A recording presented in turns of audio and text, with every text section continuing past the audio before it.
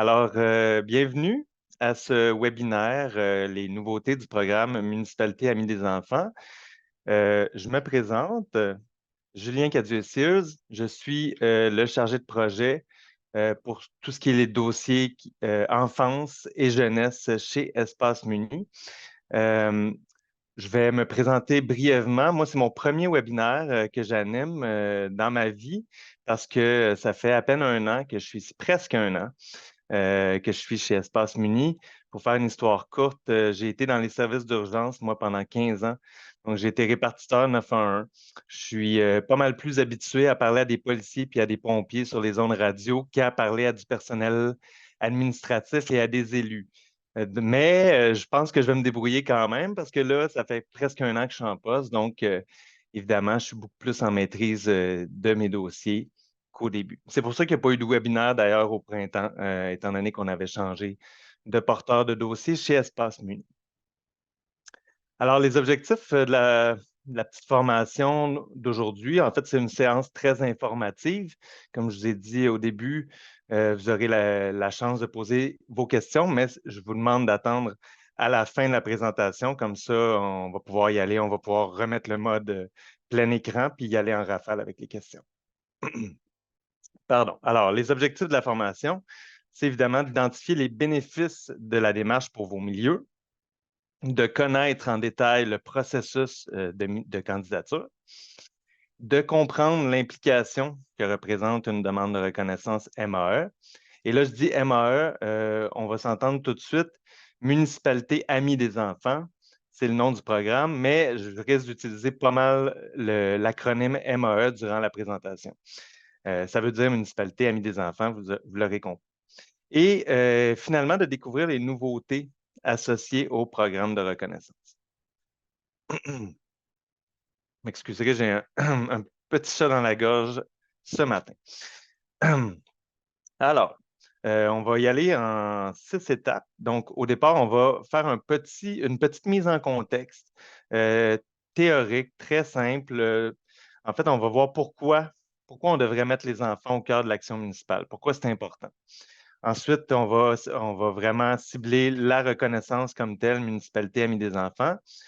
On va faire le tour des nouveautés du programme MAE, ce à quoi je travaille depuis plusieurs mois déjà.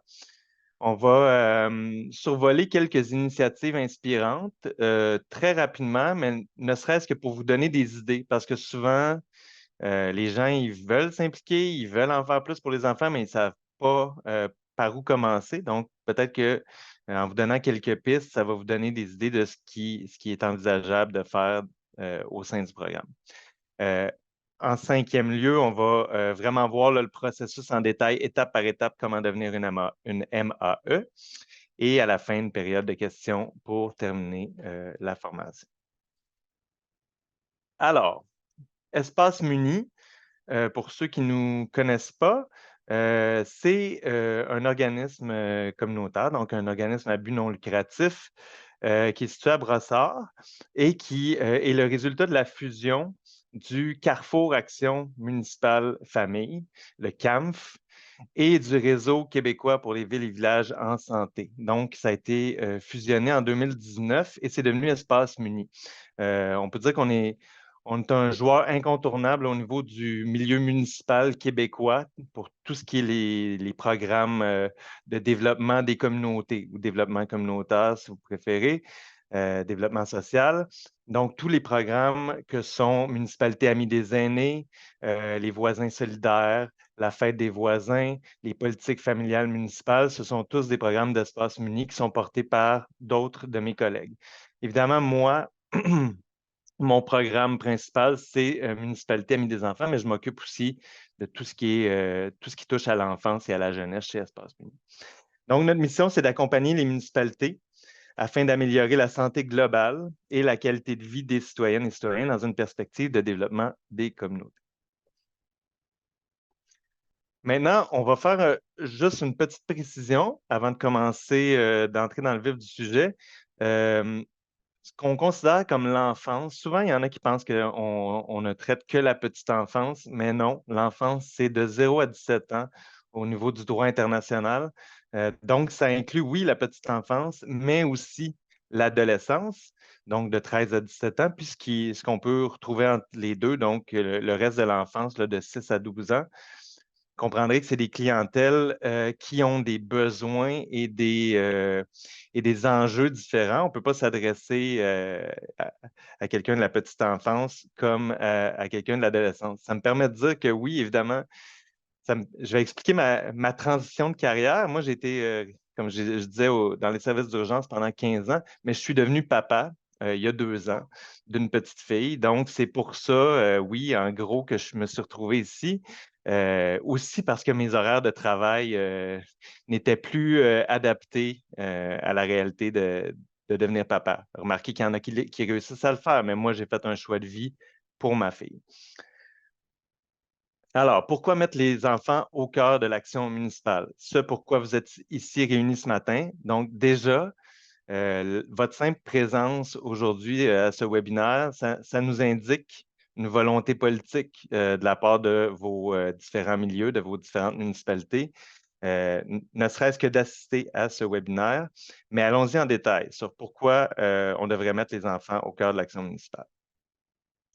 Premièrement, on peut affirmer que la petite enfance, c'est une période décisive dans le développement d'un être humain. Je pense que les études sont claires à ce sujet-là. La petite enfance de 0 à 5 ans, c'est hyper important dans le développement d'un être humain, autant au niveau de l'environnement que des contacts interpersonnels que l'enfant va développer durant cette période-là.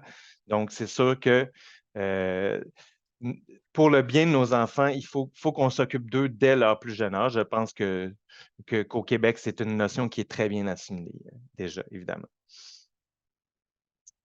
Les enfants expérimentent la ville différemment des adultes. Euh, Évidemment, ben, les bébés, premièrement, absorbent plus de pollution. On dit que les bébés absorbent 4 fois plus de pollution au sein de leur organisme que les adultes. Les enfants ont besoin, notamment, entre autres, ne serait-ce qu'au niveau de la circulation routière, ont besoin de 2 fois plus de temps pour traverser une rue qu'un adulte. Les enfants sont également plus stressés euh, quand ils ne sont pas en contact avec la nature. Donc, évidemment, plus on est en milieu dense et urbain, euh, plus on est éloigné de la nature. Il y a des études qui disent qu'il faudrait être à moins de 300 mètres d'un espace vert. Donc, c'est des choses à considérer quand on développe des municipalités et des services municipaux, puis qu'on veut qu'ils soient axés vers l'enfance, évidemment. Bon, évidemment, dans l'espace urbain, les services et les ressources sont peu adaptés pour les enfants. Il y a beaucoup de pollution, pollution de l'air notamment. Il y a peu d'espace pour eux où ils peuvent s'exprimer, où ils peuvent donner leur opinion dans les processus politiques. Euh, la distance à la nature, j'en parlais, on parle vraiment plus des milieux urbains, évidemment. Peu d'espace pour jouer librement, se reposer, socialiser. Il faut les créer, ces espaces-là. Puis, on pense souvent à tort qu'un parc municipal, c'est le seul endroit où les enfants vont jouer ou devraient jouer, mais ce n'est pas du tout le cas. Il faut permettre à nos enfants de pouvoir jouer un peu partout. C'est nous qui devrions adapter nos espaces puis nos villes envers eux parce qu'ils sont plus vulnérables. On dit toujours que l'enfant, c'est le citoyen le plus vulnérable dans une ville. Puis quand on adapte la ville aux plus vulnérables, ben, on l'adapte finalement pour tout le monde. Euh, Évidemment, les longues distances, les déplacements dangereux, tout ce qui est la sécurité aux abords des écoles, ça, pas besoin de vous dire qu'il y a eu une grosse année à ce niveau-là là, dans l'actualité. Donc, c'est des choses qui, évidemment, sont dans les discussions, puis qui sont de très bonnes portes d'entrée pour des engagements, puis des pistes d'action structurantes là, dans vos milieux municipaux. Comme je disais, mais les municipalités sont les instances politiques les plus proches de la vie des enfants et des familles. Oui, le gouvernement du Québec, le gouvernement du Canada ont des champs de compétences qui touchent les familles, les enfants, évidemment, mais les municipalités sont celles qui donnent le plus de services directs aux familles et donc aux enfants en définitive. Donc, c'est vraiment puis nous, notre mission, notre clientèle, ce sont les municipalités. Donc, c'est de travailler, d'accompagner, d'outiller, d'inspirer les municipalités pour qu'elles développent ce genre de politique et d'engagement. Dans mon cas, envers les enfants, puis mes collègues, évidemment, envers soit les citoyens plus âgés, les gens en situation de handicap, etc. Vous aurez compris. Donc, on est sur tous les fronts, mais au final, ce qu'on souhaite, c'est des villes plus inclusives, plus vivantes, plus proches de leurs citoyens, plus à l'écoute de leurs citoyens aussi. On dit que le bien-être des enfants est l'indicateur suprême d'un habitat sain, d'une société démocratique et d'une bonne gestion des affaires publiques. Ça date, c'est une citation qui a fait date, là, qui date de 1996 à la Conférence des Nations Unies sur les établissements humains. Euh, c'est- c'est- Comme je le disais, on adapte la ville pour le plus vulnérable, donc on l'adapte pour tout le monde et c'est un peu l'indicateur qu'on a. Évidemment, au Québec, on est en assez bonne posture par rapport à une bonne partie de la planète. Je vais y revenir, mais Municipalité Amis des enfants, c'est un programme de l'UNICEF. Donc, évidemment, moi, j'ai adapté le programme en fonction de critères qui sont globaux, mondiaux. Évidemment, quand on parle de maltraitance envers les enfants, nous, on est ailleurs que bien des endroits dans le monde. Euh, Tant mieux, mais il y a toujours place à l'amélioration. On peut toujours faire mieux. On dit que 43% des parents affirment que leur municipalité en fait peu pour favoriser le bien-être et le développement de leurs enfants de 0 à 5 ans. C'est un sondage qui a été réalisé par la firme Léger en 2021 pour le compte de l'Observatoire des tout-petits, qui est un de nos partenaires. Euh, je pense que c'est assez parlant comme statistique. Bon, il y en a qui clairement sont satisfaits, mais presque la moitié de la population pense qu'on peut faire mieux, surtout pour les enfants de 0 à 5 ans. Évidemment, l'Observatoire des tout-petits, euh, comme le collectif Petite Enfance, qui est notre autre partenaire, eux autres, leur clientèle, c'est vraiment 0 à 5 ans. Nous, on a un spectre plus large chez Espace Mini. 6 enfants sur 10 au Québec ne se sentiraient pas considérés au sein des décisions gouvernementales. Encore une fois, un sondage de la firme Léger en 2022. C'est des statistiques qui sont très récentes. Donc, les enfants eux-mêmes, non pas juste leurs parents, mais les enfants eux-mêmes, ils trouvent qu'ils ne sont pas assez consultés. Ils n'ont pas assez leur mot à dire dans les décisions municipales, dans ce qui se construit, dans ce qui se bâtit, dans l'élaboration des services. Dans l'offre d'activité, etc.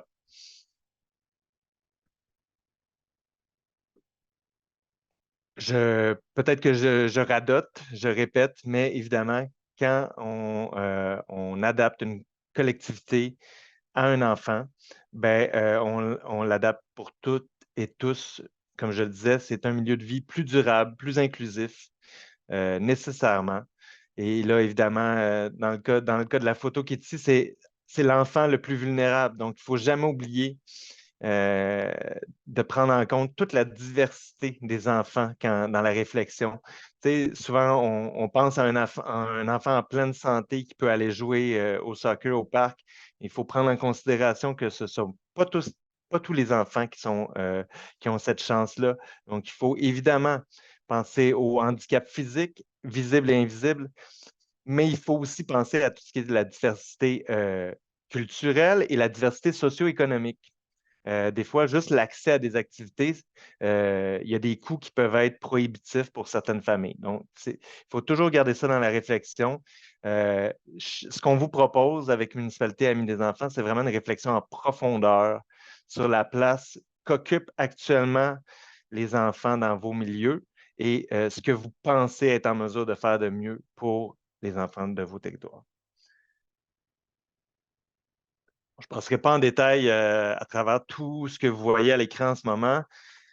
Il y a plusieurs indicateurs qui sont favorisés dans une ville par la présence d'enfants et de familles. Je n'ai pas besoin de faire de dessin. Évidemment, ça encourage la solidité de la communauté. Il y a plus de participation citoyenne. On peut faire des activités intergénérationnelles. Ça encourage l'économie locale parce que les familles, évidemment, ce sont de grandes consommatrices aussi. La santé, le bien-être. Évidemment, quand il y a des enfants dans une communauté, on est plus porté à bouger, on est plus porté à faire des activités physiques.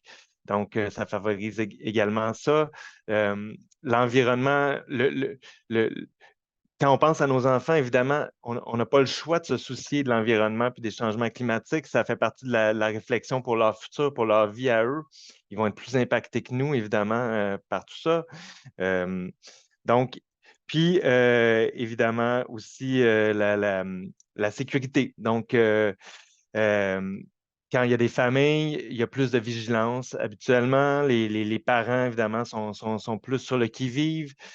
Donc, ça peut créer un sentiment de communauté tissée serrée. Les gens euh, s'occupent les uns des autres, sont là pour les uns pour les autres. Donc, je pense que puis, il y a probablement plein d'autres raisons que celles qui sont indiquées devant vous là, pour, euh, pour souhaiter que les familles de vos territoires y demeurent. Je pense qu'au Québec, on a un gros enjeu de dévitalisation des régions qui a été un petit peu contré par la pandémie, tant mieux. Il y a un retour du balancier, mais on souhaite que les familles restent dans les milieux où elles ont grandi, où elles se sont établies.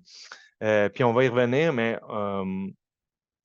on dit souvent que la participation citoyenne des enfants, ben, ça aide à la rétention des familles parce qu'éventuellement, un enfant qui est impliqué dans les décisions qui sont prises dans sa ville, ben, il veut y demeurer. Il sent il construit lui-même son environnement.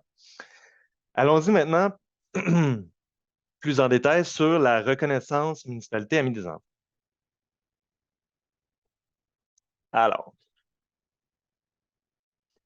comme je le disais tantôt, c'est un programme de l'UNICEF euh, qu'on peut traduire par Ville Amie des enfants. En fait, ça s'appelle le Child Friendly Cities Initiative ou le CFCI de l'UNICEF, qui est adapté spécifiquement pour les besoins du Québec. C'est-à-dire qu'en fait, on est le seul endroit au monde où c'est un organisme indépendant, hein, Espace Muni en l'occurrence, qui gère ce programme de l'UNICEF.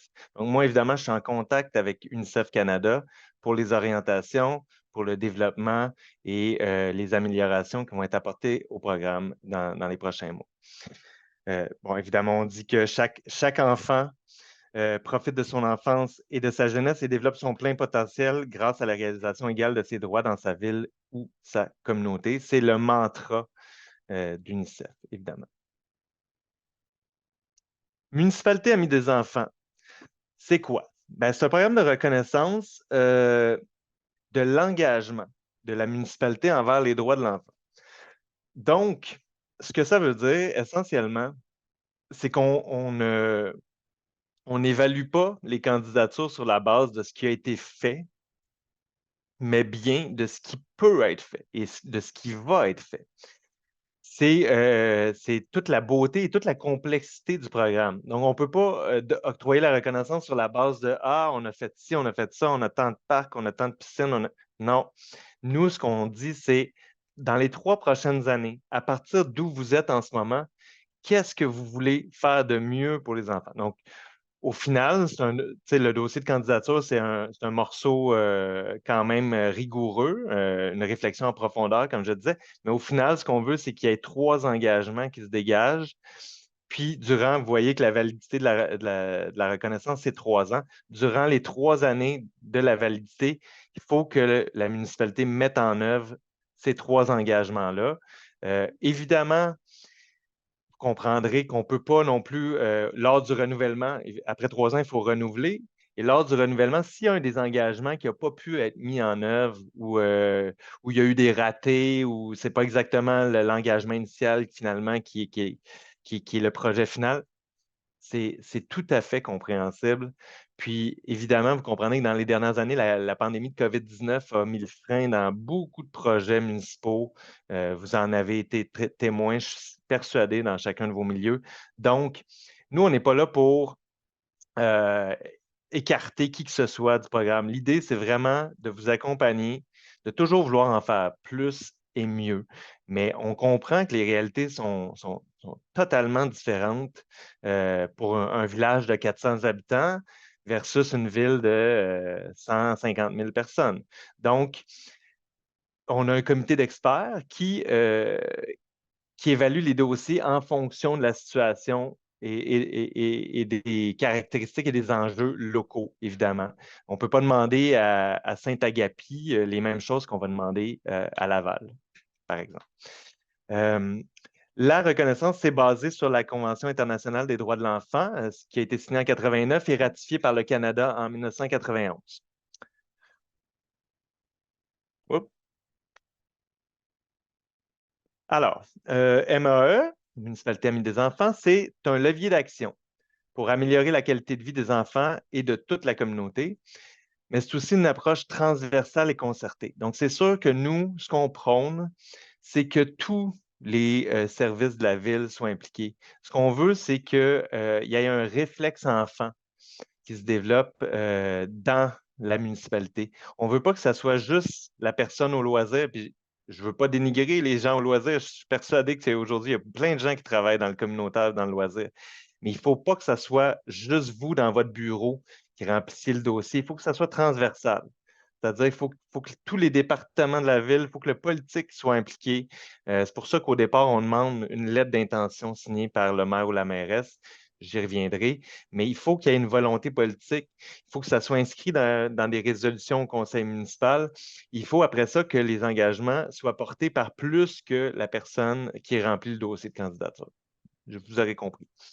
Ce qu'on prône également, c'est évidemment, puis vous êtes pas étranger au reste de nos programmes sociaux, donc les politiques familiales municipales, il y a un arrimage qui est naturel, c'est-à-dire qu'une fois qu'on commence une PFM ou un renouvellement de PFM, on va nécessairement récolter des statistiques, des données. Donc, pourquoi pas faire MAE en même temps où il y a une collecte de données à avoir qui est spécifique à l'enfance, mais il y a moyen de faire les deux démarches en parallèle. Ça se fait très bien. Puis chez Espace Muni, on est là pour vous accompagner là-dedans. Concrètement, ça se traduit comment? Ben, par un engagement politique formel, comme je le disais. Euh, Au départ, ça nous prend, dans un premier temps, à l'appel de candidature, ça nous prend la résolution du conseil municipal, dont il y a un exemple sur notre site Internet, qui essentiellement qui dit que la ville s'engage à participer au processus pour la reconnaissance municipalité amie des enfants et une lettre d'intention, donc une lettre de motivation qui explique pourquoi c'est important pour telle ou telle ville de s'engager dans ce processus-là qui est quand même rigoureux. Si, je vous le dis tout de suite, si vous pensez faire un petit document vite, vite sur le coin d'une table puis avoir la reconnaissance, ça ne fonctionnera pas parce que vraiment, les dossiers qu'on reçoit depuis un an sont très étoffés, sont très fouillés, très rigoureux. Puis on souhaite que le programme continue dans cette voie-là. Donc, c'est sûr qu'il y a un minimum de travail qui est demandé pour avoir la reconnaissance. Des actions et des résultats durables et significatifs pour les enfants. Donc, comme je disais tantôt, au final, on veut des engagements. On ne parle pas de plan d'action de notre côté, parce qu'évidemment, vous aurez compris que Municipalité Amie des enfants, il n'y a pas d'enveloppe budgétaire. Il n'y a pas, c'est pas comme justement Municipalité Amie des aînés où il y a une enveloppe du secrétariat aux aînés. Nous, on n'est pas là. Pour l'instant, du moins, il n'y a pas d'argent associé au programme. Par contre, ça ne veut pas dire qu'il n'y a pas moyen d'aller décrocher d'autres enveloppes ailleurs à même les projets qui sont proposés dans MAE. Il y a toujours moyen de faire ce genre de manœuvre, mais ça, c'est plus votre expertise à vous que la mienne. Et il y a d'autres mondes chez Espace Muni qui peuvent vous accompagner dans ce genre de processus. Euh, la prise en compte des intérêts de l'enfant dans les décisions. Donc, c'est ça que je disais tantôt. Ce qu'on veut, c'est un réflexe enfant. On veut que ça devienne naturel dans chaque projet qui est déposé dans une ville, qu'on aille au moins la conscience de, hey, les enfants, comment ils sont impliqués, est-ce qu'ils sont affectés? Parce qu'évidemment, on le dit depuis le début, mais c'est pas juste dans les loisirs. Les enfants sont affectés par des saillies de trottoir, par des traverses piétonnes, par les limites de vitesse, par tout ce que vous voudrez, par le verdissement de la ville. Tout affecte les enfants dans une ville. La mise en place de mécanismes de participation des enfants. Je prends une petite pause ici parce que c'est important de vraiment mettre l'accent ici. Pour nous, c'est crucial. Dans chaque engagement que vous allez présenter, il faut que les enfants soient impliqués. Mais impliqués, vraiment impliqués, pas juste décoratifs. On ne veut pas juste que les enfants soient invités à la conférence de presse ou, au lancement des différents projets avec des petits drapeaux, euh, alors qu'ils n'ont pas été du tout partie prenante de la construction du projet. Ce qui est important pour nous, c'est que dès le départ, il y ait des mécanismes mis en place pour aller prendre leur opinion, sonder leurs intérêts, c'est quoi leurs ambitions, c'est quoi qu'ils voient dans leur ville. S'ils veulent aller, si un de nos engagements, c'est d'aller améliorer, bonifier les modules de jeu d'un parc, ben pourquoi on ne va pas faire une marche exploratoire avec les enfants dans ce parc-là en leur demandant c'est quoi qu'ils aimeraient avoir, puis qu'est-ce qui manque dans le parc, puis qu'est-ce qu'il y a de trop, qu'est-ce qu'ils veulent plus. Il faut avoir le pouls des enfants parce que si après ça, nous, entre adultes, ben, on se rassemble, on prend des décisions, puis que les enfants, ça ne leur parle pas, ben, évidemment, les projets ne seront pas aussi fructueux que si on les avait impliqués. Puis vous allez voir, aussitôt qu'on implique les enfants dans les projets, ben, c'est toute la communauté qui embarque. Puis tout le monde veut que ces projets-là fonctionnent et réussissent parce qu'ils veulent pouvoir voir leurs enfants jouer dans les nouveaux parcs ou utiliser les nouveaux services, etc. Ou être plus en sécurité globalement, évidemment. Donc, la participation, là, on va y revenir, mais c'est un des facteurs clés des engagements qu'on vous demande de mettre de l'avant. Et évidemment, la prise en compte des enfants les plus vulnérables, comme je disais tantôt. Donc, il faut toujours se rappeler des différences culturelles, socio-économiques et de handicap de toute notre clientèle. En résumé, une MAE, c'est une municipalité dans laquelle mes opinions, mes besoins et mes priorités font partie intégrante des décisions, des politiques et des services publics. C'est une municipalité qui s'engage à respecter mes droits et qui prend en compte, oups, une petite faute ici qui prend en compte mes intérêts dans toutes ses actions. C'est donc une municipalité qui fait place à l'enfant dans toutes ses actions et qui met l'enfant au cœur de ses décisions.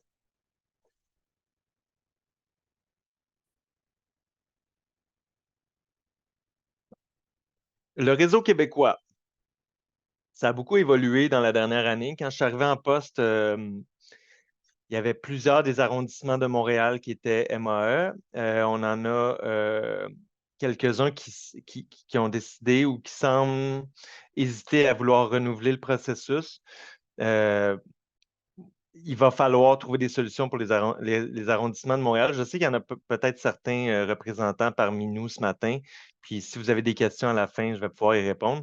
Ce qui fait qu'actuellement, on a plus de 300 000 enfants sur à peu près 800, 850 000, donc pas tout à fait 50 encore, euh, mais plus de 300 000 enfants du Québec qui habitent l'un des 83 milieux municipaux mobilisés pour ces plus jeunes citoyennes et citoyens. Donc, il y a 83 milieux qui sont MAE, 79 municipalités, 2 arrondissements qui ont fait la nouvelle mouture du processus et 2 MRC.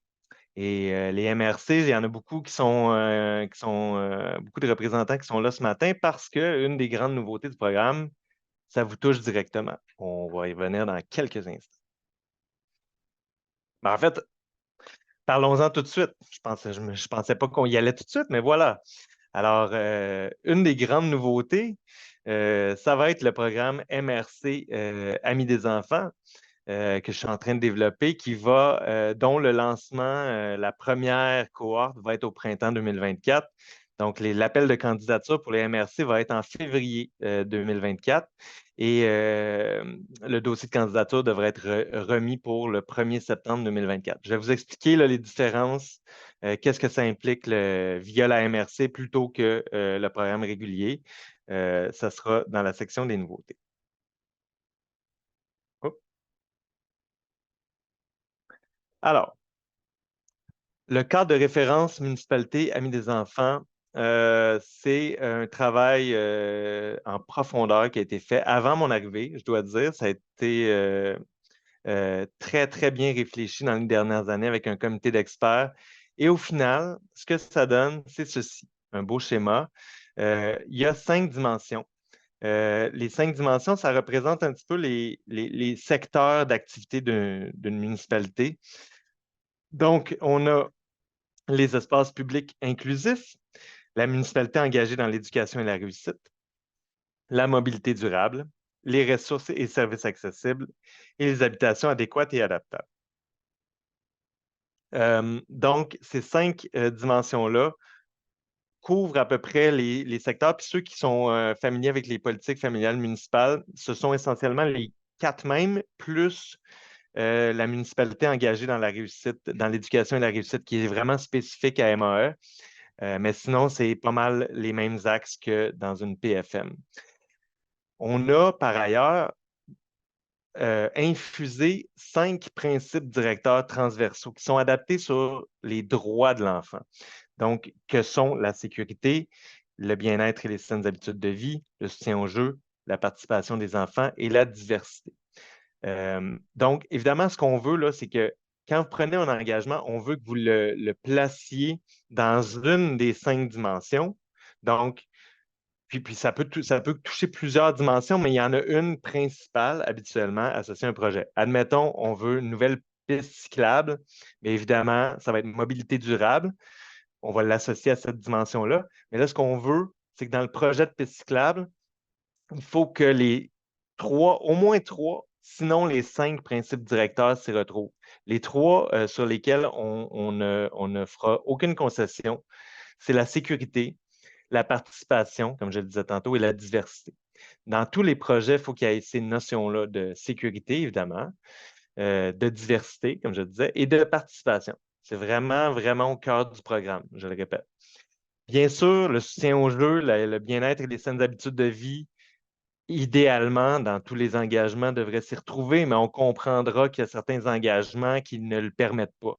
Au niveau des infrastructures, des fois, ou ne serait-ce qu'avec la nature d'un tel ou tel projet, c'est difficile parfois d'y associer du jeu, des saines habitudes de vie, mais d'habitude, dans la plupart des projets, on peut trouver un angle pour ces notions-là.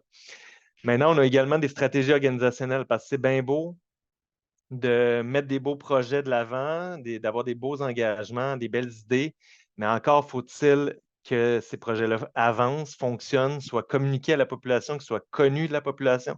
Donc, on a identifié 4 stratégies organisationnelles que sont la stratégie de communication et promotion des droits de l'enfant, l'évaluation et le suivi, la transversalité et le leadership, et le partenariat, la collaboration et la concertation.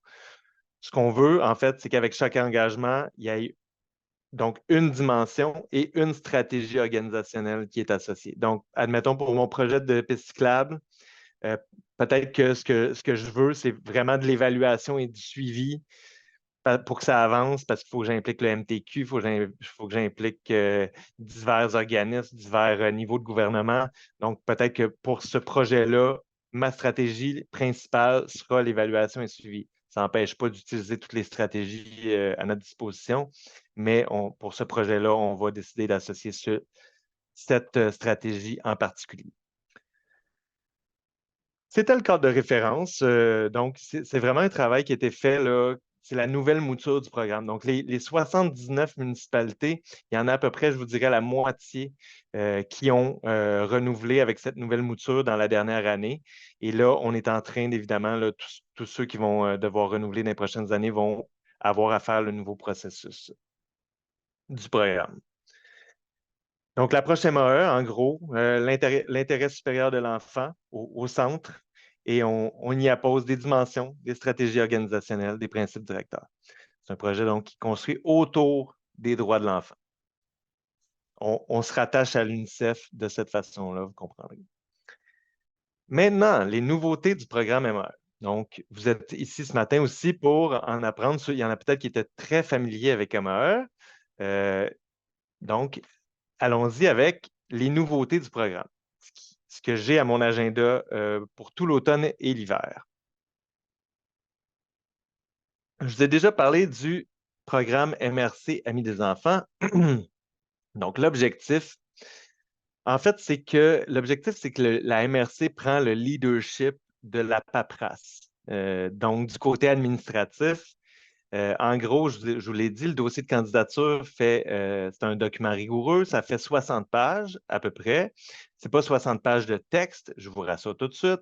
Au début, c'est un dossier qui est fait en entonnoir. Donc, au début, il y a une collecte de données démographiques, socio-économiques. Ensuite, il y a une auto-évaluation qui est vraiment de cocher des choix de réponse avec des petits textes explicatifs. Puis finalement, on dégage des pistes d'action et les engagements. Donc, c'est fait en section en entonnoir, mais on comprend et on se l'est fait dire par plusieurs milieux dans la dernière année, on comprend que c'est un travail qui demande du temps, qui demande des ressources. Et ça, c'est peut-être ce qui vous manque dans vos municipalités, du temps et des ressources.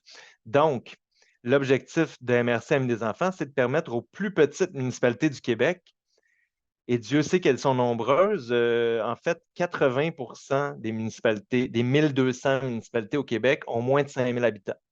Donc, le Québec, c'est 10 grosses villes, puis essentiellement des plus petites municipalités, puis des villages. Donc, on comprend là, que de mettre un dossier de 60 pages pour quand tu as 400 habitants, donc peut-être même pas une centaine d'enfants, c'est il y en a qui disent ben, pourquoi je ne prendrais pas admettons, cette trentaine d'heures-là que demande le processus au final, puis je ne mettrais pas ça directement dans le service à ma population. C'est des choses qui se valent. Nous, on pense vraiment que ça va vous aider à progresser puis à bien cibler ce que vous faites déjà de bien envers les enfants, puis ce que vous pouvez faire mieux. Euh, c'est vraiment une réflexion qui vous accompagne dans l'identification des lacunes, puis l'identification des pistes de solutions à ces lacunes-là. Euh, pour revenir au programme MRC Amis des enfants, donc, c'est d'offrir une grande période de réflexion et un solide processus de concertation envers les enjeux reliés à la jeunesse des milieux plus ruraux. Euh, ce que ça implique, le programme, je vais l'expliquer en détail, mais ça implique plus de concertation. Il y a moins de paperasse, mais on a une grande journée où on demande à toutes les municipalités qui sont impliquées dans la démarche, ainsi que la MRC, les organismes communautaires qui œuvrent en enfance, de tous se rassembler dans une grande journée de réflexion collective. Je l'ai fait le printemps dernier dans nos 2 MRC pilotes et c'était vraiment des journées exceptionnelles, ne serait-ce que pour connaître, pour savoir ce que les autres font. Parce que dans une MRC, des fois, on ne sait même pas ce qui se passe dans la ville voisine. Puis, il y a des super belles initiatives. Puis, ne serait-ce que pour communiquer entre eux, ça a été des très beaux moments d'échange puis de réflexion.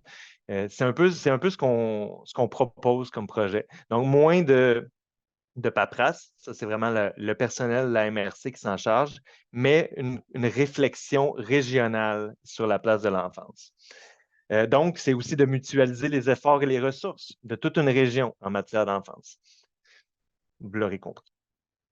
Concrètement, ça implique quoi? Ben, déjà, évidemment, au départ, il faudrait que la MRC soit dotée d'orientation en lien avec l'enfance ou les familles dans un document stratégique. C'est un des enjeux. Je ne vous cacherai pas qu'il n'y a pas des tonnes de MRC qui ont des politiques familiales municipales ou des documents, des stratégies jeunesse, etc. Mais il y en a et on va travailler à ce qu'il y en ait de plus en plus pour que le programme soit le plus accessible possible aux MRC du Québec, aux 87 MRC du Québec. Elle doit obtenir le soutien et l'adhésion d'au moins 50 des municipalités de son territoire. Évidemment, les MRC, il y en a de tout type, de toutes les tailles. Il y a des MRC qui ont deux municipalités, il y en a d'autres qui en ont 12, 16. Donc, euh, on, disons que c'est un objectif. On va essayer d'avoir 50 des municipalités du territoire, mais si je voyais qu'une MRC était très, très motivée, puis pour X raisons, ne réussissait pas à aller attirer 50 des municipalités de son territoire, il y aurait moyen probablement d'aménager là, pour que ça fonctionne. Comme je vous l'ai dit, c'est un programme qu'on veut inclusif, on veut rejeter personne, mais on veut que la réflexion se fasse de manière sérieuse. Et habituellement, dans les MRC pilotes qu'on a, là, on en a une que 100 des municipalités sont dans la démarche. Et donc, chacune de ces municipalités-là obtient officiellement le titre Municipalité Amie des enfants via le programme MRC Amie des enfants. Elle doit obtenir sinon l'adhésion, au moins l'aval de la ville-centre envers le déploiement de la démarche. Je m'explique. Récemment, on a fait le projet pilote dans la MRC d'Arthabasca. Et Victoriaville, qui est la ville-centre, puis là, vous me direz qu'il y a certaines MRC où la ville-centre, c'est pas nécessairement très clair, puis j'en suis conscient. On va s'adapter à ces réalités-là aussi. Euh, pour revenir à mon exemple d'Arthabasca, Victoriaville était déjà MAE de son côté. C'est une de nos premières MAE qui renouvelle elle-même. C'est une ville qui est très, très active en développement social au Québec, une des leaders, sans contredit. Et donc, la MRC d'Arthabasca est allée de l'avant sans Victoriaville. Mais évidemment, Victoriaville n'a rien contre le fait que Arthabasca devienne MAE, puisqu'ils le sont déjà eux-mêmes. La journée de réflexion collective du programme MRC-AE, donc, comme je disais, il y a moins de paperasse, mais ça nous prend une grosse journée de consultation. On demande de former un comité de suivi et qu'il y ait quelques rencontres de travail virtuelles. Donc, on est rendu dans ce mode-là. Mais on a vraiment une journée de réflexion collective en présence de tout le monde, de tous les acteurs régionaux, comme je disais, de toutes les municipalités qui participent à la démarche, du personnel de la MRC impliqué, évidemment, mais aussi des organismes communautaires œuvrant en enfance. On veut que tout le monde soit rassemblé. C'est une journée avec des ateliers interactifs qui sont carrément qui ont été construits pour alimenter le dossier de candidature. Donc, une fois qu'on finit la journée de réflexion collective, on repart avec tous les cartons, les post-it, les documents qu'on a travaillés dans les ateliers et les gens de la MRC ont tout le contenu qu'il faut pour remplir le dossier de candidature. Donc, c'est vraiment là, c'est fait pour être pragmatique. On veut qu'il n'y ait pas de perte de temps. Tout, tout le contenu de cette journée-là alimente le dossier de candidature. Bon, ben, je l'ai dit, tenir la journée de réflexion collective en présence d'acteurs municipaux provenant de toutes les municipalités participant à la démarche MRCAE et inviter à cette journée les organismes communautaires et de la société civile œuvrant dans le domaine de l'enfance afin qu'ils contribuent à la réflexion de la régie.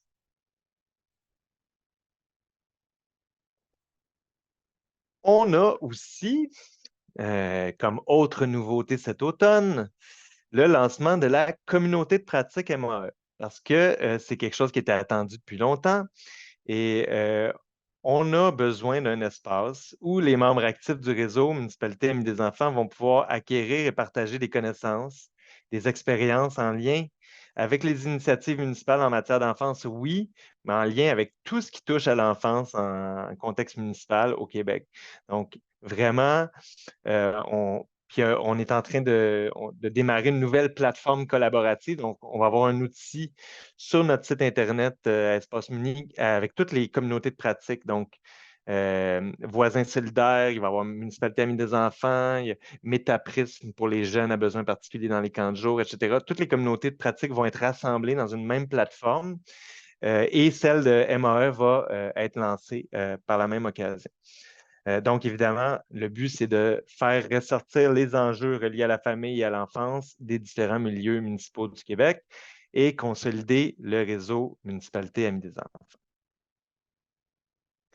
On va avoir un événement de lancement pour cette communauté de pratique naissante et toutes les MAE qui sont déjà dans le réseau vont y être conviées. En fait, l'invitation va être envoyée aujourd'hui même. Il a fallu se dépatouiller avec le lieu un petit peu. C'est pour ça que c'est un peu tardif comme invitation, mais bref, je l'annonce également à vous tous. Évidemment, si vous êtes ici et que vous n'êtes pas MAE, vous n'aurez pas l'occasion d'être à cet événement de lancement, mais le but est d'avoir un événement de la même nature à chaque année. durant la grande semaine des tout-petits, qui est à la fin novembre. La Journée mondiale de l'enfance, c'est le 20 novembre. Et nous, cette année, le 24, on clôture la grande semaine des tout-petits avec notre événement de lancement de communauté de pratique. Ça va se dérouler à Belleuil, à l'hôtel Rive-Gauche. Et on invite 2 membres de chaque municipalité ou MRC, Amis des enfants reconnus. Donc, vous comprendrez que dans cette journée, il va y avoir des allocutions officielles, il va y avoir une remise de certificats protocolaires en présence d'un représentant d'UNICEF Canada. La ministre de la Famille va être là parce que c'est par Suzanne Roy que le programme Municipalité Amis des enfants est arrivé au Québec en 2009. C'est vraiment elle qui est allée le chercher en Europe puis pour le ramener au Québec. Il va y avoir des ateliers interactifs, il va y avoir évidemment plein de présentations et d'annonces, toutes, vous l'aurez compris, ayant l'enfance pour thématique principale. Les initiatives inspirantes. On va passer rapidement là-dessus. Il y en a avec lesquelles je suis peut-être un petit peu moins familier moi-même. Je n'ai pas eu le temps de fouiller chaque initiative qui s'est faite au Québec. Mais ça peut vous donner une idée des pistes sur lesquels peuvent être basés les engagements. Ça va vous donner une idée des projets de toute nature qui peuvent se faire. Alors,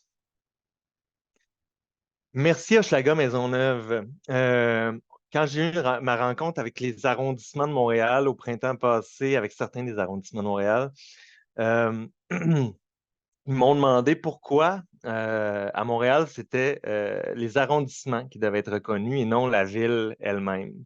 Euh, c'est tout simple. La réponse, c'est que le programme en 2009, comme je le disais, est arrivé via l'impulsion de Merci Hochelaga Maisonneuve. C'est vraiment le premier milieu qui s'est manifesté pour dire nous, on veut devenir MAE, on veut devenir Ville Amie des enfants. Une des initiatives qu'ils ont fait dans Hochelaga Maisonneuve et d'ailleurs, ils ont renouvelé là, au printemps passé, puis ils ont repris ce projet-là, puis ils l'ont remis de l'avant parce qu'il avait été un peu délaissé à cause de la pandémie, justement. C'est une certification qui est vraiment là, de leur ressort qui s'appelle Établissement Amis des enfants. Eux autres, puis il y avait 200 portes là, à l'époque, puis là, il y en a beaucoup plus. Ça s'est étendu au reste des quartiers de l'arrondissement. C'est une série de critères qui déployaient dans les divers établissements du quartier qui, qui permettait aux familles et aux enfants d'avoir toutes les ressources dont ils avaient besoin. Donc, par exemple, il fallait qu'il y ait des tables à langer dans les toilettes des femmes, oui, mais des hommes aussi. Ce genre de trucs. Il fallait qu'il y ait des aménagements bien précis. Puis si on avait ce genre d'aménagement dans notre commerce, ben, j'imagine, tu sais, ça prenait des chaises hautes, des boosters. Moi, je suis là-dedans pas mal. Euh, donc, il y avait une série de critères et les établissements pouvaient obtenir la certification établissement des enfants. C'est un exemple de projet. Dans la ville de Belleuil et dans plusieurs villes au Québec depuis quelques années, en fait, ça fait 5 ans qu'il y a eu un amendement euh, dans le fond, au règlement, à la loi, on peut ajouter maintenant dans les règlements municipaux d'une ville des parties de rue où le jeu est encouragé. Donc, il y a moyen, là, souvent c'est via des référendums. Si on a plus de 50 des citoyens d'une rue qui sont prêts, on peut, puis là, après ça, c'est de mettre des bollards, des affiches, soit des aménagements, des infrastructures pour permettre que dans certaines rues d'une ville, ben, le jeu soit encouragé. C'est vraiment, là, il y a des exemples partout au Québec, de plus en plus de municipalités qui embarquent et qui mettent ça à leurs règlements municipaux, dont à Belleuil, il y a un certain temps déjà. La ville de Longueuil, il y avait un petit bonheur, un petit bonheur, un festival qui s'appelait Petit Bonheur Longueuil, qui est un rendez-vous culturel axé sur les tout petits. Donc, vous comprendrez que oui, on peut faire des engagements au niveau de l'infrastructure, de la circulation, de la mobilité, de la sécurité, des parcs, du loisir, mais il ne faut pas oublier la culture. C'est super important aussi que les enfants soient en contact avec la culture québécoise, avec la culture mondiale, qu'ils soient ouverts à ces notions-là dès leur plus jeune âge. La ville de Victoriaville, comme je disais, c'est une des leaders, une des meneuses au Québec en termes de développement social. Ils ont plusieurs initiatives, mais là, ici, vous voyez des exemples. Il y a un parcours ludique qui se rendait jusqu'à l'école et sur ce parcours, il y avait des panneaux avec les droits des enfants qui étaient expliqués avec toute l'imagerie de l'UNICEF. Euh, on a d'ailleurs, dans mon comité d'évaluation, on a d'ailleurs la présidente de la Société pour un monde digne, la Société pour un monde digne de ses enfants, qui, elle, organisait également là, des parcours ludiques de ce type-là, avec vraiment axés sur les droits des enfants. Donc, c'est quelque chose qu'on va même peut-être avoir des outils concrets pour comment organiser un parcours là, chez Espace Muni dans les prochains mois. On est à travailler à ça. Conseil jeunesse, évidemment, quand on parle de systématiser la participation des enfants, bien évidemment, un conseil jeunesse, c'est une instance qui peut pas être remplaçable. C'est vraiment la base quand on veut aller vraiment prendre le pouls. Évidemment, dans les conseils jeunesse, on parle surtout des ados et non des plus jeunes, mais c'est quand même la base de la participation citoyenne des enfants. Main dans la main, je pourrais m'avancer, c'est probablement une forme de trottibus, donc de service de marche vers l'école. Donc, tout le monde tient une corde et on s'en va en marchant tout le monde vers l'école. C'est le genre d'initiative qui se développe aussi partout au Québec depuis quelques années. Fortierville. Fortierville, c'est la ville de Aurore, l'enfant martyr, pour ceux qui ne le sauraient pas. Aurore, l'enfant martyr, évidemment, j'imagine que la plupart d'entre vous savez de quoi je parle. C'est une histoire horrible au début du 20e siècle au Québec qui s'est déroulée à Fortierville. Et la mairesse de Fortierville, qui est une membre de notre CA ici chez Espace Muni, Julie Pressé, quand est survenu le drame de Granby, a voulu faire quelque chose et elle a mis sur pied, avec Espace Muni, une charte municipale pour la protection de l'enfance qui essentiellement demande aux municipalités de jouer un rôle de vigile. Donc, j'ai souvent présenté la charte parce que je ne vous cacherai pas que ça va devenir une exigence du programme MAE en 2024. Ce n'est pas le cas actuellement, c'est-à-dire que pour l'appel de candidature de l'automne, ce n'est pas une exigence, mais je suis à travailler à ce que ça devienne une exigence du programme, tout simplement parce que l'UNICEF ne nous donne pas le choix. Ça prend absolument dans le programme une clause contre la maltraitance envers les enfants.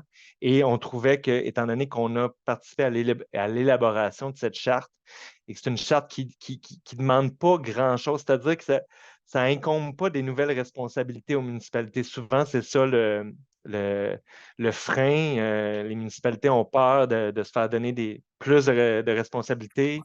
On le sait, là, dans le contexte actuel, ce n'est pas ce qu'on veut. En fait, non, ça demande un rôle de vigile.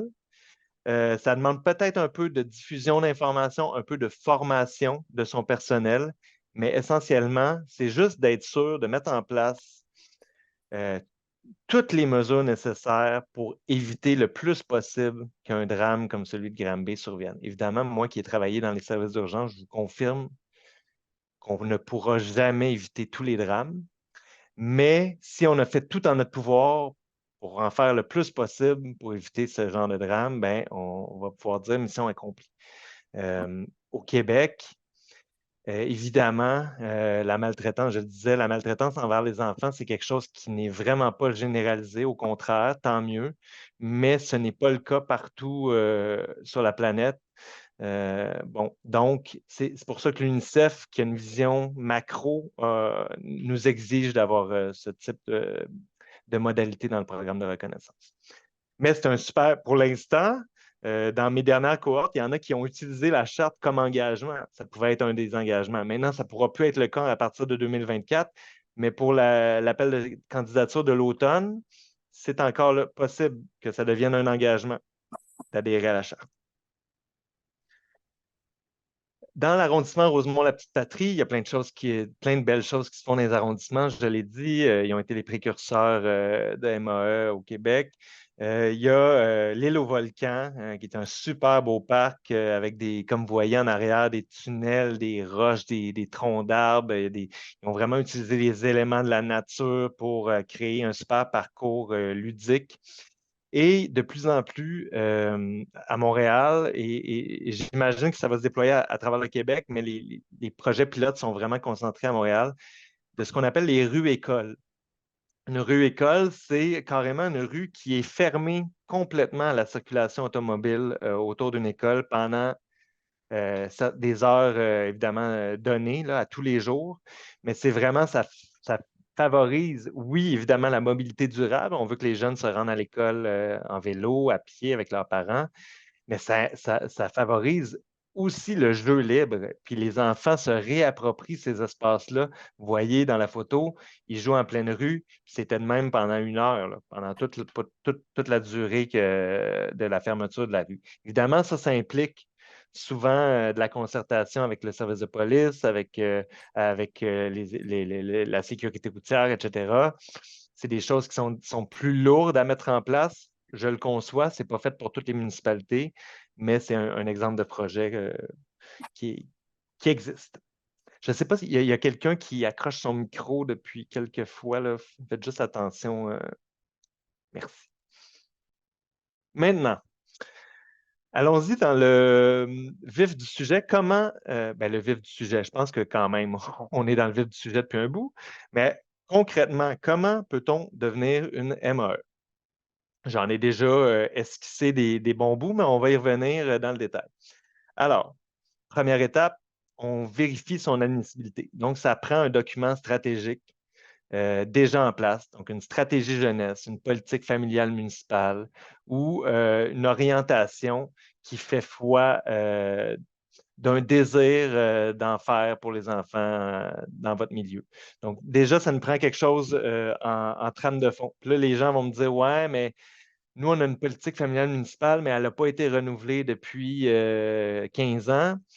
Ben, c'est sûr qu'éventuellement, il faudrait penser à la renouveler. Puis, on peut vous accompagner chez Espace Mini là-dedans. Mais pour moi, ça indique quand même qu'il y a des assises sur lesquelles on peut travailler. Donc, la plupart des municipalités au Québec, ce n'est pas un enjeu. Peut-être qu'au niveau des MRC, évidemment, ça sera plus compliqué. Ce sera un de mes mandats là, pour les prochains mois à vérifier comment on peut arrimer tout ça. Signifiez votre intérêt en répondant à l'appel de candidature. L'appel de candidature dure 2 mois. Systématiquement, c'est début avril à début juin et début octobre à début décembre. Donc, c'est souvent le 1er avril au 2 juin ou 2 octobre au 1er décembre. C'est vraiment les premières dates de chaque mois. Donc, c'est un appel de candidature qui dure 2 mois. Quand je reçois, moi, durant l'appel de candidature, je dois recevoir, comme je le répète, pardon. Donc, la lettre de motivation signée de la mairesse ou du maire de votre ville et la résolution du conseil municipal. Une fois que je reçois ça, je vous fais parvenir le dossier de candidature. Donc, vous avez entre 3 et 5 mois pour remplir ce dossier de candidature et nous le soumettre. Pourquoi 3 à 5 mois? C'est tout simple. Si vous m'envoyez vos documents d'appel de candidature dès le début, au début octobre, ben, vous avez 5 mois. Et si vous me l'envoyez à la date limite, le 1er décembre, ben, il vous reste 3 mois. C'est aussi simple que ça. Donc, le plus tôt je reçois les documents dans l'appel de candidature, le plus tôt vous avez votre dossier de candidature. Évidemment, si vous êtes une ville ou une municipalité qui n'est pas MAE pour l'instant, il n'y a pas d'enjeu. C'est-à-dire que si vous ne remettez pas dans la première cohorte le document parce que vous jugez que la réflexion n'est pas aboutie, vous voulez travailler plus le document, il n'y a pas d'enjeu. C'est au niveau des renouvellements que là, il va falloir évidemment être un petit peu plus rigoureux dans les échéances. Ensuite, on vous demande de participer à un webinaire d'accompagnement. En fait, dans les 2 dernières cohortes, on a envoyé un lien vers un webinaire d'accompagnement qui avait été présenté par ma prédécesseur. Moi-même, je vais en enregistrer un prochainement sans problème. L'idée, c'est simplement de vous guider dans, dans le dossier comme tel. Là, c'est vraiment, là, aujourd'hui, je vous présente le programme, les grandes lignes, tout ça, mais le webinaire d'accompagnement, il va en détail dans chaque section du dossier, puis il répond aux questions vraiment ciblées. Mais ce qu'on fait depuis mon arrivée en poste il y a un an, c'est qu'on fait des séances de questions-réponses, tout simplement, qui sont plus interactives, puis qui permettent de répondre vraiment aux interrogations des gens. Donc, il y a 2 dates là, à chaque hiver ou à chaque été où les gens peuvent venir poser leurs questions par rapport au dossier de candidature. Donc, vous avez 3 mois pour remplir, 3 ou 5 mois pour remplir le dossier de candidature. Vous envoyez votre dossier de candidature à Espace Muni. Et il y a une ronde d'analyse des candidatures, c'est-à-dire que, comme je l'expliquais, j'ai un comité d'experts qui reçoivent chacun 2 ou 3 dossiers, qui ont chacun leurs lunettes précises. Il y en a qui sont plus spécialisés en mobilité durable, il y en a qui sont plus spécialisés en participation des enfants, d'autres en espace public inclusif, etc. Donc, ce comité-là analyse les candidatures et en regard des moyens et des ambitions de la ville, évidemment, il faut que ça soit, pour nous, il faut que ça soit cohérent. C'est sûr que si c'est bien beau souhaiter la Lune, mais si on n'a pas les moyens de nos ambitions, ça ne sert à rien. Fait une municipalité de 400 habitants qui prend comme engagement de développer ou de mettre sur pied un complexe sportif dernier cri avec 3 piscines, ben, évidemment que mon comité va juger que l'ambition est peut-être trop grande pour les moyens de la municipalité. Donc, c'est pas nécessairement tout le temps vouloir le, le- le gros engagement flashy. Ce qu'on veut, c'est vraiment réfléchir à c'est quoi les lacunes du territoire, puis qu'on veut que les engagements soient ciblés là-dessus. Si vous faites déjà plein de choses de bien, ben, continuez à les faire, mais allez là où ça va moins bien pour travailler ces aspects-là. C'est vraiment l'esprit de l'analyse des candidatures. L'annonce publique du résultat, c'est-à-dire qu'on demande, évidemment, une des exigences du programme, c'est que vous annonciez votre reconnaissance au réseau.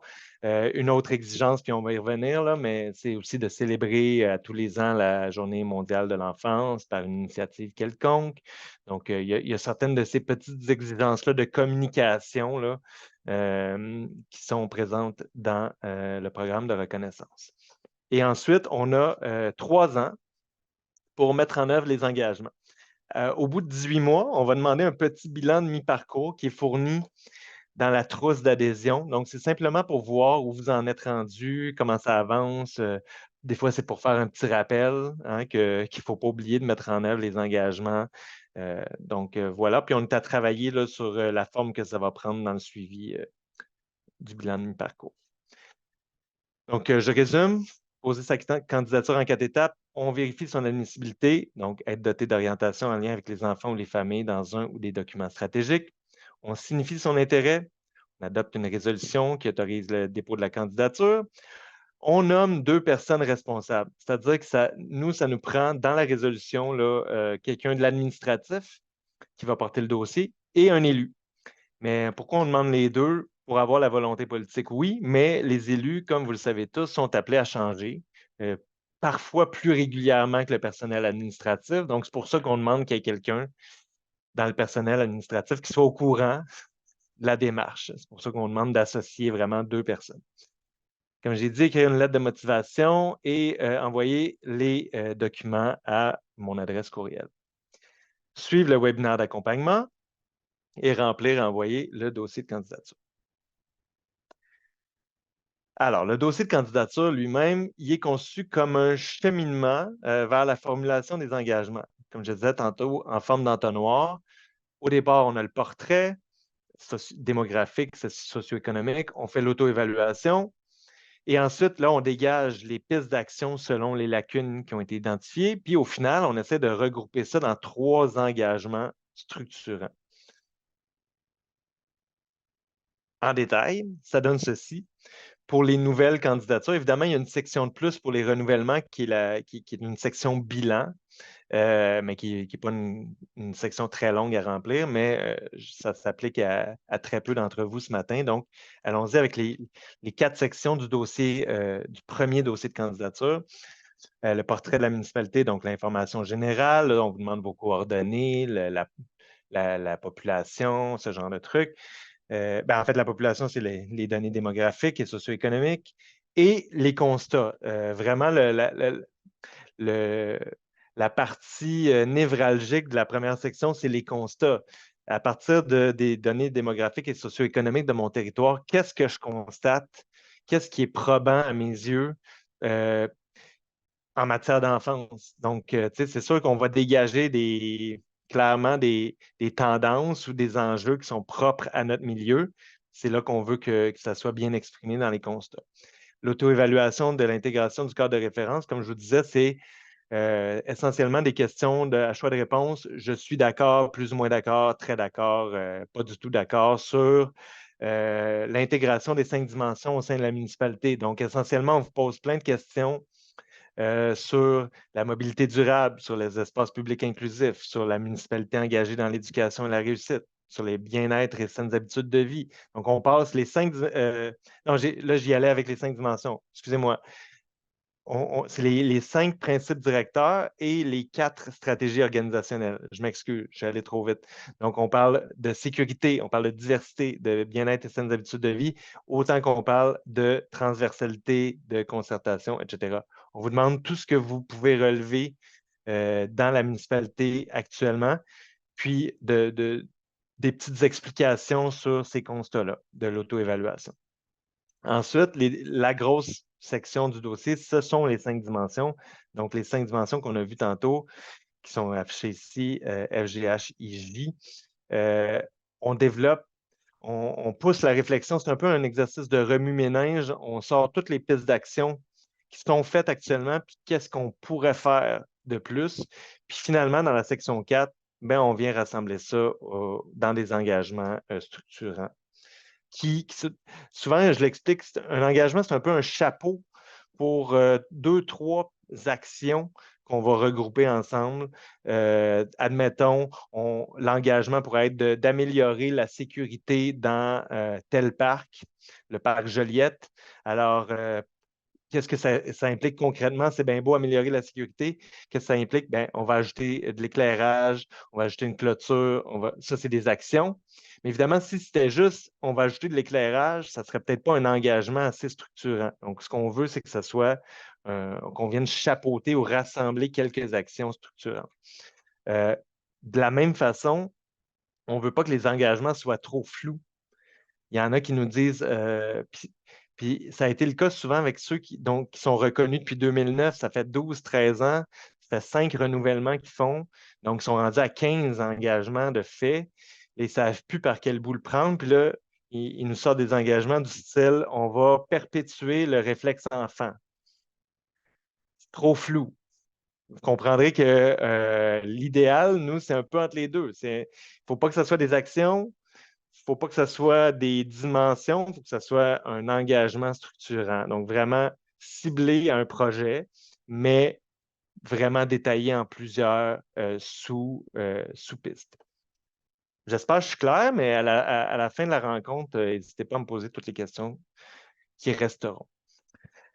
Résumé de ce que je viens de dire un peu, donc les exigences du programme, c'est de mettre en œuvre les 3 engagements inscrits au dossier de candidature municipalité Amis des enfants, d'annoncer publiquement l'obtention de la reconnaissance, de promouvoir les droits de l'enfant en célébrant chaque année la Journée mondiale de l'enfant le 20 novembre, et tout au long des 3 prochaines années, de communiquer votre appartenance au réseau et diffuser l'état d'avancement de vos engagements, ainsi que toutes les autres actions réalisées en faveur des enfants auprès de la population et notamment auprès des enfants.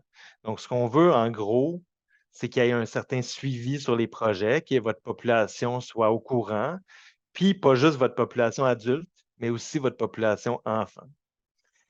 Après 18 mois, effectuer un suivi auprès d'Espace Muni sur l'état d'avancement des engagements en envoyant un rapport de mi-étape et au final, après 3 ans, pour demeurer dans le réseau, il faut renouveler, il faut refaire le processus, il faut retrouver 3 nouveaux engagements. Il y en a souvent qui m'écrivent un courriel qui me disent « Hey, on peut-tu reprendre le dossier de 2017? » c'est pas l'esprit du programme. On ne veut pas vous donner une reconnaissance pour la parure. On veut vraiment qu'il y ait une réflexion en profondeur dans votre milieu.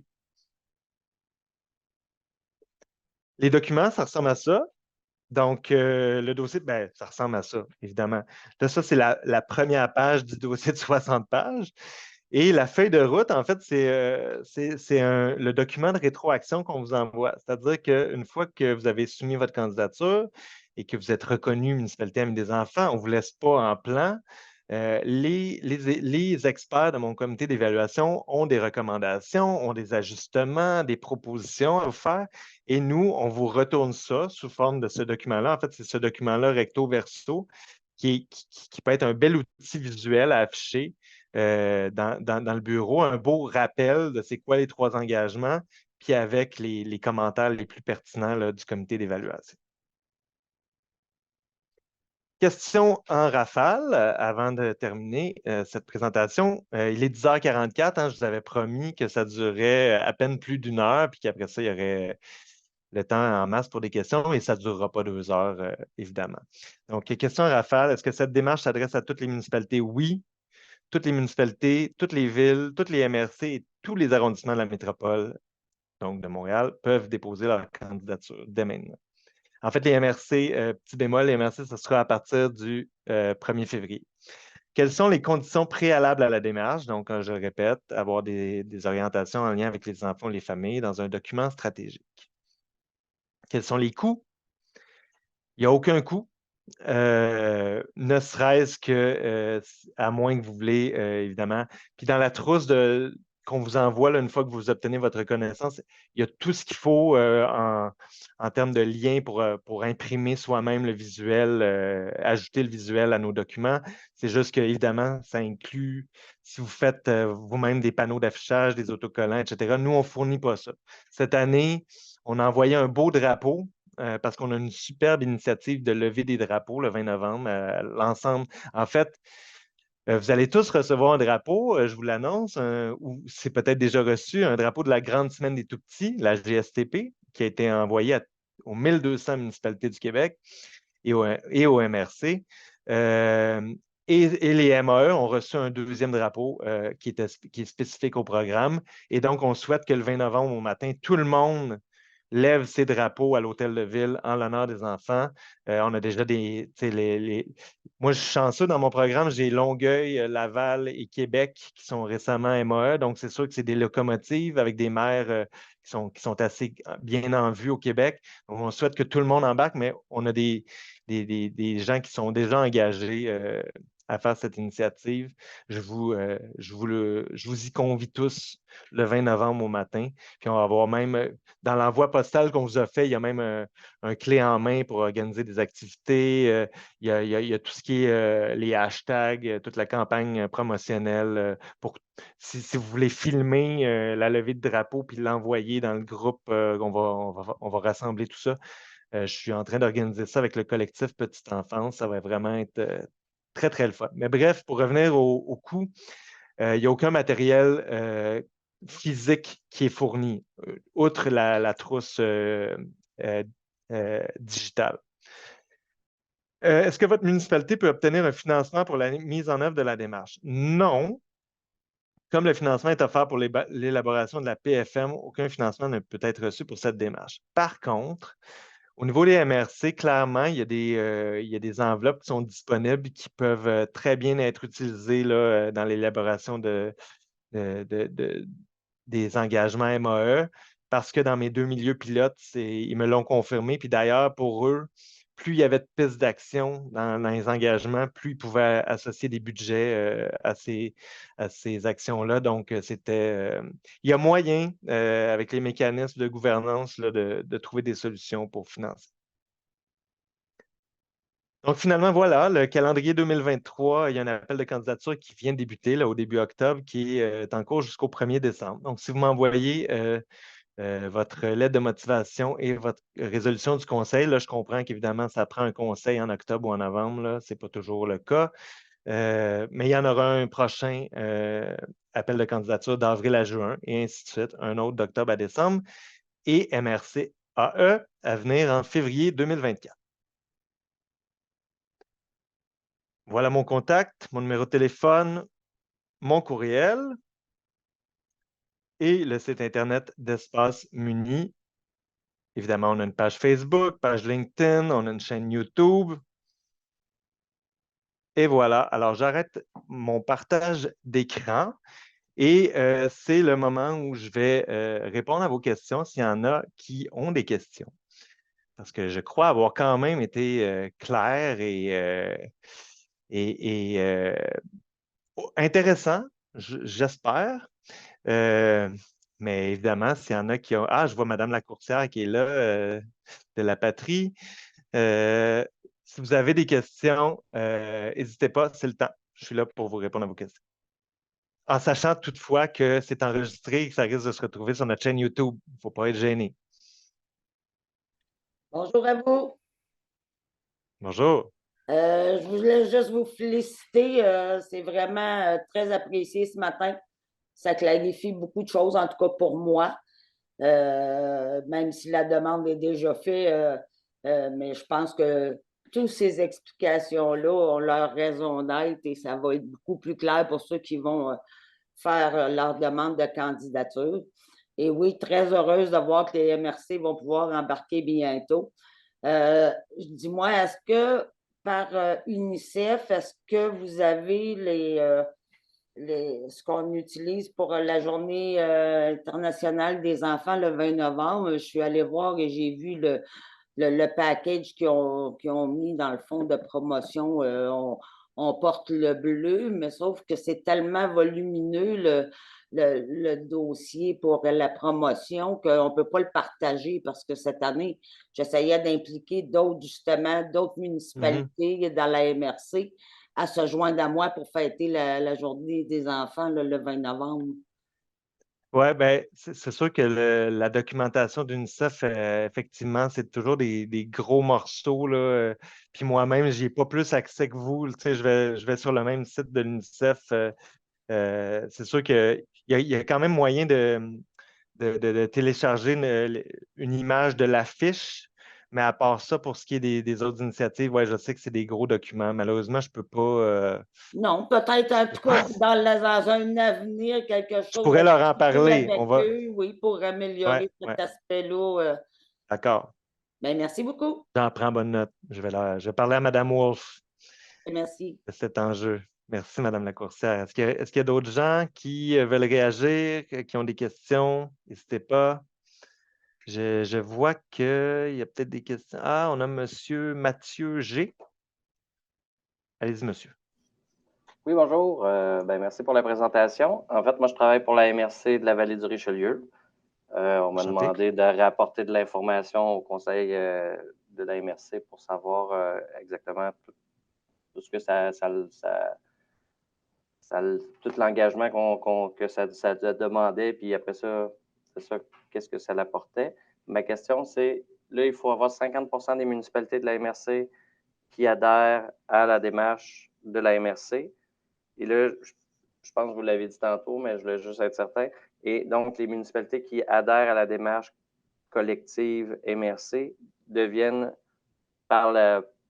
automatiquement, là, ils deviennent des municipalités amies des enfants. Exact, exact, Donc, tout à fait. Mais quand je disais 50 j'ai dit la vallée du Richelieu, il y a combien de municipalités? on est à 13 municipalités. 13. Mais c'est ça. Tu sais, c'est sûr que s'il y en a au moins 5, tu sais, après ça, on va pouvoir discuter, mais tu sais, on s'entend que s'il y a juste 2 ou 3 municipalités dans MRC qui veulent embarquer, ça nous prend quand même là, au moins, on veut une démarche régionale concertée. Donc, c'est pour ça qu'on met le OK. seuil à 50 mais on est au début, aux prémices du programme. Donc, évidemment, je suis plus malléable, puis on pourra s'ajuster là, à la pièce. Mais s'il y a de la volonté politique dans MRC, moi, je ne vous empêcherai pas, là. Mais oui, chacune des municipalités qui va adhérer à la démarche MRC va au final, si la reconnaissance est obtenue, obtenir le titre de municipalité amie des enfants. Et dans le fond, les 3 engagements qu'on prend doivent être régionaux et Ah, c'est peuvent une très bonne répondre aussi, question. doivent être aussi faits, parce que là, c'est pas juste, parce que c'est souvent dans le concret, là, dans l'action vraiment là, sur le terrain, c'est vraiment les municipalités qui font Exact. qui ont ce pouvoir-là. Fait que c'est sûr que si, tu sais, C'est une très bonne question. Je me permets d'y répondre avec détail, c'est-à-dire que ce qu'on offre, c'est deux options.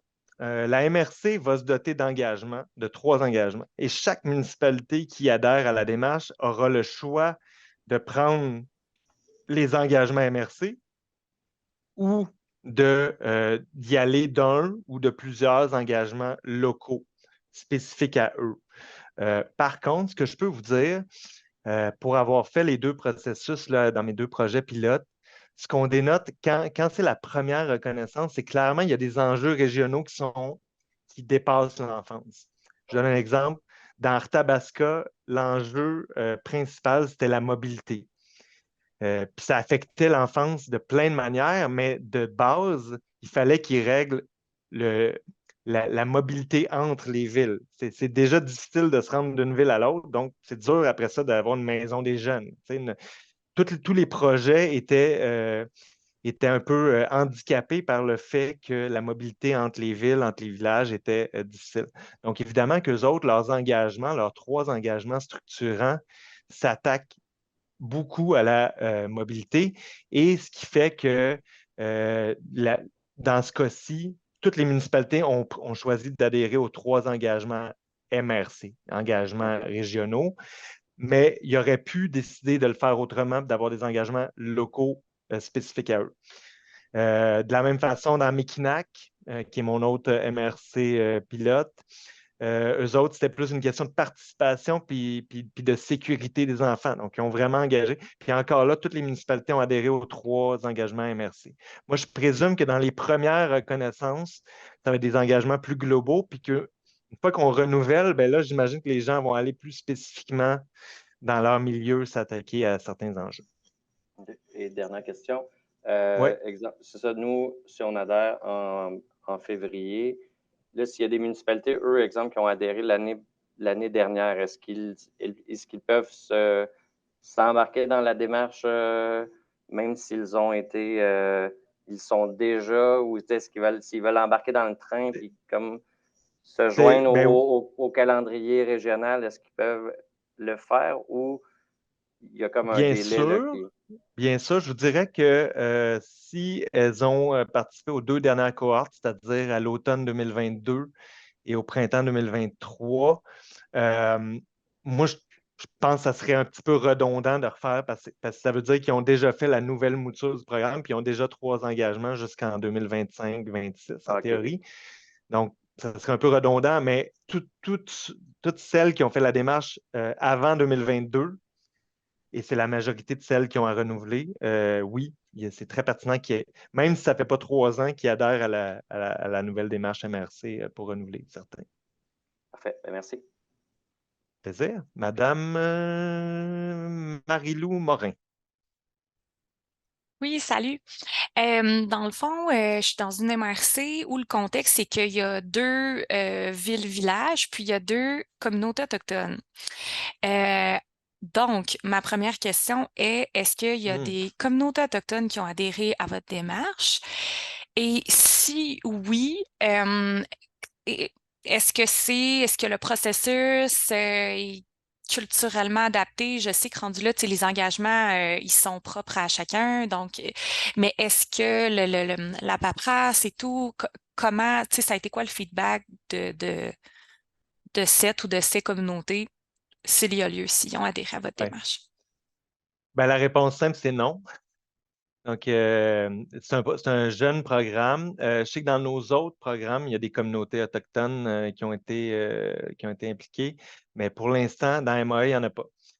Donc, c'est sûr que pour votre MRC à vous, il faudrait qu'on se parle, qu'on trouve des aménagements, mais c'est sûr que l'enjeu des communautés autochtones est super présent. On en est très conscient chez Espace Muni, mais on n'a pas eu le temps encore de s'attaquer à ce morceau-là dans MAE. Mais dans nos autres programmes, il y a un volet. Donc, tu sais, je vais me retourner vers mes collègues, puis on va voir ce qui se fait dans les autres programmes, puis on va l'adapter certainement.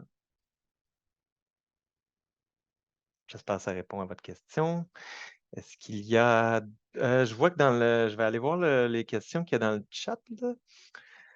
Une liste des MRC qui souhaitent adhérer. Pour l'instant, pour répondre à la question de Mme Castonguay dans la conversation, je n'ai pas de liste des MRC qui souhaitent adhérer. En fait, j'ai même une rencontre cet après-midi avec mon spécialiste MRC chez Espace Muni on va se faire une liste des MRC qui ont des documents stratégiques en jeunesse et enfance parce que ça part de là. Puis après ça, on va faire de la sollicitation parce qu'on aimerait bien ça qu'au moment où on lance notre projet MRC Amis des enfants, il y ait au moins quelques MRC qui adhèrent dans la première cohorte.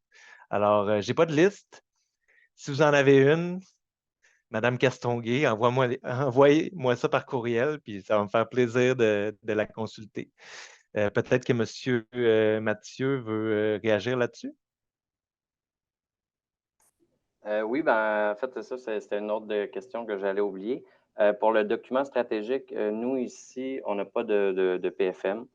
On est en train de terminer une démarche MADA qui n'a rien à voir avec, avec le municipalité Amis des enfants. Mais on a une politique de développement social. Mais la politique, elle est, si je me rappelle bien que j'ai ici, en fait, elle prend fin cette année en 2023. Et c'est une politique qui a été faite en concertation avec, en fait, la table de concertation. Ce n'est pas un document spécifique MRC, mais c'est un document c'est ça au niveau du regroupement du développement social là, de notre territoire. Est-ce que ça serait acceptable? Est-ce que ça serait... Moi, je pense que ça va être acceptable. Là, pour vrai, dans le fin détail, qu'est-ce qu'on va accepter comme politique, comme stratégie au niveau des MRC? Il faut que je regarde ça tantôt. C'est un petit peu. Je ne voudrais pas m'avancer puis vous dire oui, mais on va avoir des discussions. Selon moi, si vous avez une politique de développement social, c'est ce qu'on recherche. On veut juste une base qui nous exprime qu'il y a une volonté politique, puis il y a déjà une réflexion d'engager dans ce sens-là. Puis de plus en plus au niveau des MRC, il y en a du développement social, mais ça ne fait pas si longtemps non plus. Donc, je ne veux pas répondre exactement à votre question ce matin, mais on pourra rester en contact, puis je reviendrai avec le fruit de nos réflexions et de nos décisions dans les prochaines semaines. Parfait, Il va y avoir plusieurs annonces. Je vais continuer à faire la promotion via notre infolette, via nos réseaux sociaux. On va essayer de faire mousser ça, puis évidemment, on va s'adapter pour qu'il y ait des candidats potentiels. Là, justement, il faut que j'aille voir l'état des lieux avant de pouvoir répondre à cette question. Parfait, merci. Bon, je vais continuer avec peut-être vérifier avec WeTransfer pour le partage. J'imagine qu'on parlait du document de l'UNICEF, Madame Bérubé. Est-il possible d'avoir un exemple de lettre de motivation? Un exemple, pas tout à fait, mais on a un document de conseils et consignes. Donc, essentiellement, ça vous donne la structure de ce qu'on aimerait retrouver dans la lettre. Oui, je pourrais vous envoyer ça. C'est disponible sur notre site, je crois, Internet, avec l'exemple de résolution. Où peut-on trouver la liste des 78 municipalités, 8 arrondissements? Ouais, ça, c'est ce qu'il y a sur notre site. C'est plus à jour, mais c'est-à-dire, c'était sur notre site, ça a été modifié en théorie. La liste, elle n'est pas visible sur le site d'Espace Muni, mais elle devrait l'être d'ici le 1er janvier. Je m'engage à ce qu'elle le soit. En ce moment, il y a une carte du Québec, puis on peut voir il y en a combien par région, mais on ne voit pas c'est qui. Moi, je trouve ça tout à fait pertinent d'avoir une liste active qui va être visible à tous. Donc, ça va être fait sous peu. Puis il y a des régions où le programme est beaucoup plus répandu que d'autres, vous comprendrez. Donc, c'est sûr qu'en Montérégie, au centre du Québec, il y en a beaucoup. Alors qu'en Gaspésie ou dans le Grand Nord, la Côte-Nord, il y en a moins. Donc, par la bande, ça répond un peu à Mme Marie-Lou. Les communautés autochtones, malheureusement, en ce moment, ils sont un petit peu dans l'angle mort, mais ça s'en vient. On veut vraiment que le programme soit adapté à tous les habitants du Québec. Et finalement, il aurait été intéressant de coordonner des actions santé communautaire, municipalité dans le cadre de la Grande Semaine des Tout-Petits. Oui, moi, j'organise certaines choses avec le collectif Petite Enfance, c'est-à-dire la levée des drapeaux du 20 novembre au matin et ma journée de de lancement de la communauté de pratique MAE. Par contre, ce n'est pas moi qui organise la grande semaine des tout-petits. Et pour ça, ceux qui veulent proposer des choses, voir comment ça marche, je vous référerai évidemment au site GSTP, donc Grande Semaine des Tout-Petits, ou au collectif Petite Enfance, qui sont les organisateurs de la GSTP. Mais oui, il va y avoir plein d'actions coordonnées là, durant la semaine. Ils sont en train de monter un calendrier avec tous leurs partenaires qui va être disponible sur leur site également, ou qui l'est déjà.